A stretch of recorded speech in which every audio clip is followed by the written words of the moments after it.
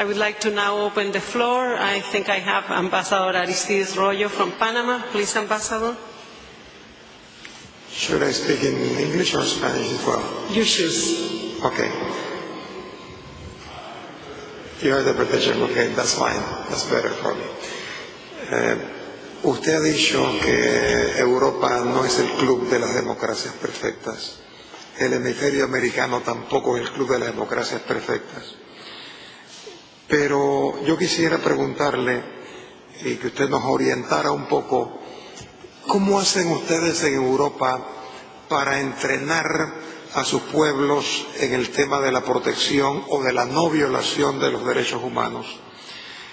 Porque yo creo que el fallo principal en la violación de derechos humanos en nuestros países de este hemisferio americano, que somos todos democracia, es que no se entrena a la gente, no se educa a la gente para que eviten violar los derechos humanos.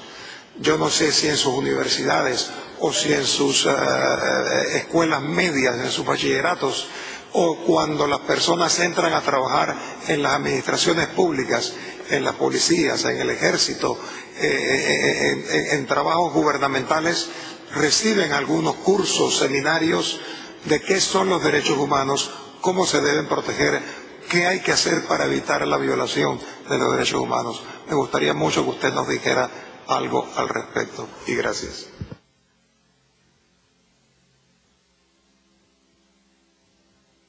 Thank you very much indeed. First of all, I need to draw a distinction between what is done nationally and what is done, if you like, internationally in the Council of Europe. Nationally, of course, education in the schools or universities is a national responsibility. We make suggestions and proposals, and we certainly have guidelines and recommendations to that effect as to what people should be doing. And incidentally, you started by talking about making reference to my statement that Europe is not a club of perfect democracies, but then you were talking about human rights. So I will concentrate on human rights, although I think that, personally, I think democracy is a human right, and we are doing a lot to improve democracy in Europe. But I'll stick to the human rights. If other people want to know about democracy, we'll come back to that later. On the terms of human rights, what are we doing in Europe between ourselves, collectively, together, about human rights? Well, we do help, from the Council of Europe, we help the authorities in our member states to train people in human rights, quite apart from what is in the curricula of schools and universities, although in the universities, when people are being trained to be lawyers, now, unlike when I was trained as a lawyer 50 years ago, when I do not remember the concept of human rights ever being mentioned, I must tell you, now that would be unthinkable in the universities, certainly I think right across Europe. When lawyers are being trained in universities, then there is an element of human rights in the curricula. But we don't stop there, because part of our problem is, especially in some countries, the existing cadre of lawyers, prosecutors, especially prosecutors and judges. And we have a program which is actually called HELP, H-E-L-P, which is to train legal professionals in a number of our member countries.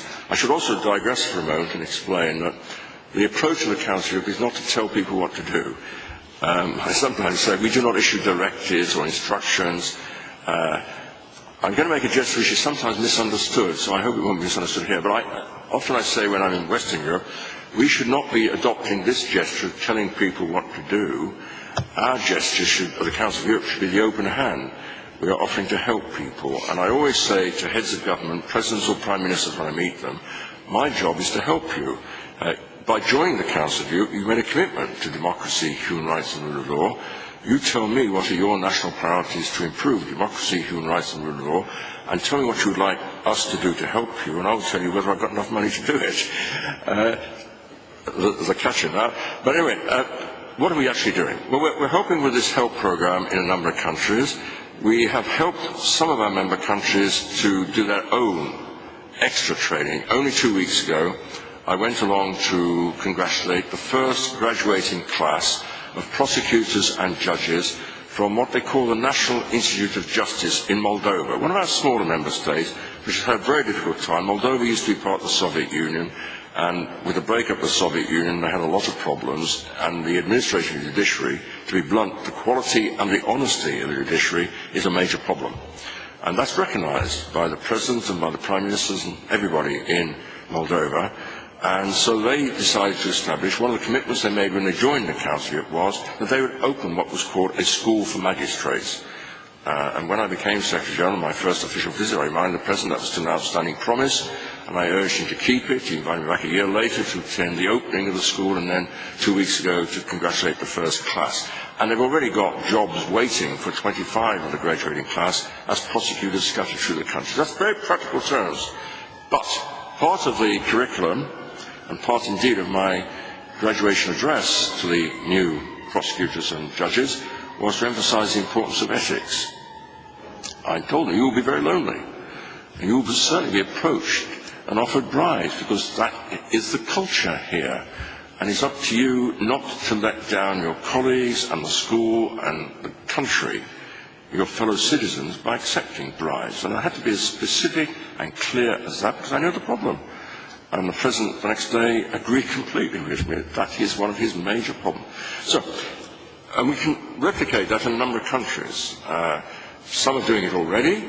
Some, in the course of my representations, when I make official visits to the country, I draw attention to examples such as the one I've just given of how they can do it in practice, but not simply point the finger at other countries and say, you could follow that, but say, and if you want to, I'll help you. And actually, if you look at his published speech, the published speech of President Medvedev, the new president of Russia, nearly a year ago when he took office, he drew attention to the importance of improving the judicial system in Russia.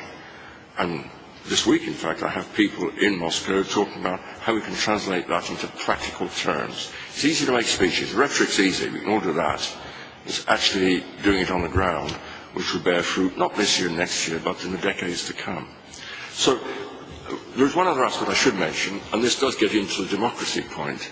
One of the most exciting things that we've developed, and in the last few years, well, I've been Secretary General, in fact, we have done everything we can to raise the level of our work on democracy to the level of our work on human rights. The Council of Europe has always been known in Europe as the body for human rights. Sometimes we're described in the media as the human rights watchdog of Europe.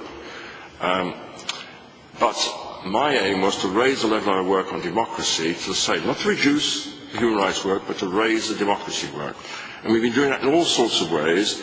I won't go into all the detail, but the aspect which is relevant to human rights is that we have established with the assistance of local people, they've done it, we simply sponsored, if you like, issued certificates for about a dozen schools of political studies, I called, in 12 of our member states. And we bring the students together once a year to the Summer University of Democracy in Strasbourg. But one very important element of the curricula for these schools of political studies is precisely human rights, the Convention on Human Rights, and what it means. But again, I sometimes have to say that, in my view, human rights is more than a convention. It's much more, as in democracy, an issue of a culture. Which is why we're doing a lot of work on culture and education, youth and sport, as supporting programs to the core values of democracy and human rights. Thank you, Honorable Davis. Let me take a couple of more questions. I have the alternate representative from Trinidad and Tobago, and then I have Chile. Please. Thank you very much, Ms. Klinger, Chairman of the Permanent Council, Assistant Secretary General, and a big thank you to the Secretary General of the Council of Europe, Right Honorable Terry Davis, for your very succinct but very insightful presentation here today. Recently, I attended a meeting that was held by the government of the United Mexican States in conjunction with some other entities dealing in human rights. And the subject of that meeting was R2P, the right to protect.